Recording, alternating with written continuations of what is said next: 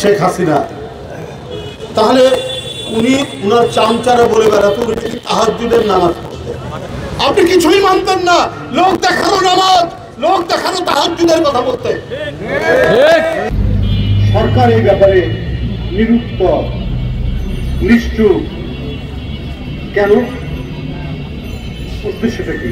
এখন তো মানুষ ধীরে ধীরে নানা ধরনের সন্দেহ করছে, আর সবচেয়ে বড় সন্দেহ করলে হচ্ছে যে সাবেক রাষ্ট্রপতি যিনি খুনের আসামি তিনি দেশ ছেড়ে চলে গেলেন।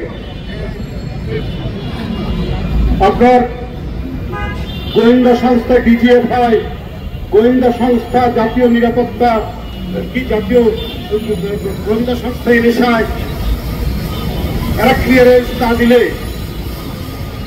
কি করে উনি যেতে পারেন? এমন রাষ্ট্রপতি যে বাংলাদেশের পরিবেশ নষ্ট করার জন্য যার যার বিচার হওয়া উচিত, আমাদের হাড় পাওর, আমাদের খাল বিল, আজকে আন্তর্জাতিকভাবে মানুষ আন্দোলন করছে এগুলো রক্ষার জন্য, তিনি তার এলাকা কিশোরগঞ্জের বিশাল হাওরের মধ্যে বিশাল এক রাস্তা বানিয়েছেন তার বাড়ি বানানো, তার বাড়িতে পৌঁছানো। এই হচ্ছে সাবেক রাষ্ট্রপতি, কারণ উনি ফ্যাসিবাদের প্রতিনিধি, উনি রাষ্ট্রপতি, কিন্তু উনি তো শেখ হাসিনার কথাই চলতেন। অতএব শেখ হাসিনার যে মাইন্ডসেট, যে মানসিকতা, উনারও তাই মানসিকতা, দুজনের মধ্যে তো পার্থক্য হবে না। তাহলে সেই ব্যক্তি চলে গেলেন, তার তো লাল পাসপোর্ট আছে, এটা কি সরকার জানত না?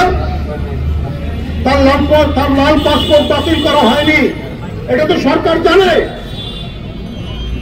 এটা কি এনএসআই ডিজিএফআই জানে না? তাহলে কি করে যেতে পারলো? আমরা শুনেছি একজন খুব শক্তিশালী উপদেষ্টা রয়েছেন এর মধ্যে, যিনি মানে সমস্ত স্বরাষ্ট্র ব্যবস্থাটা তিনি দেখেন, তার নাম খোদাবক্স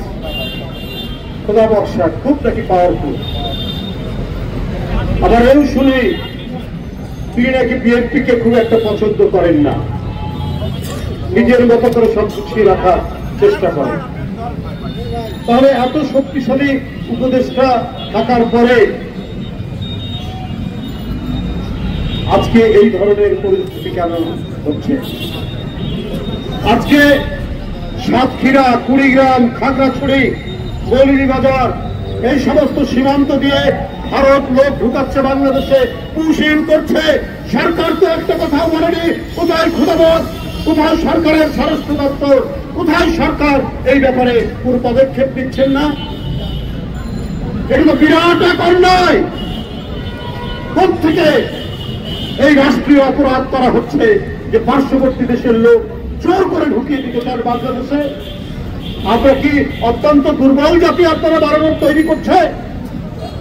এটা কি একটা মুক্তিযুক্ত হওয়া একটা জাতি, 30 লক্ষ জীবন দেওয়া একটা জাতি, 1,500 শিশু, বাচ্চা, তরুণের জীবন দেওয়া একটা জাতি, সেই জাতিতে পার্শ্ববর্তী দেশ তার ইচ্ছা মতো লোক ঢুকাবেন বিভিন্ন সীমান্ত দিয়ে, আর আপনারা নিশ্চুপ, আপনারা টু শব্দ করছেন না। এর কারণ কি?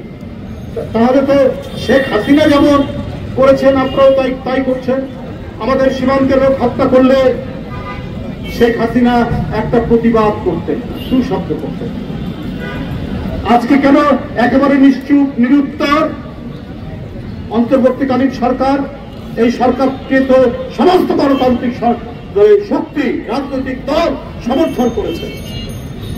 কোন সাহসে পার্শ্ববর্তী দেশ থেকে তারা তাদের লোক জোর করে আমাদের সীমান্ত দিয়ে ঢুকিয়ে দিচ্ছে? আমি এর তীব্র নিন্দা এবং প্রতিবাদ জানাই।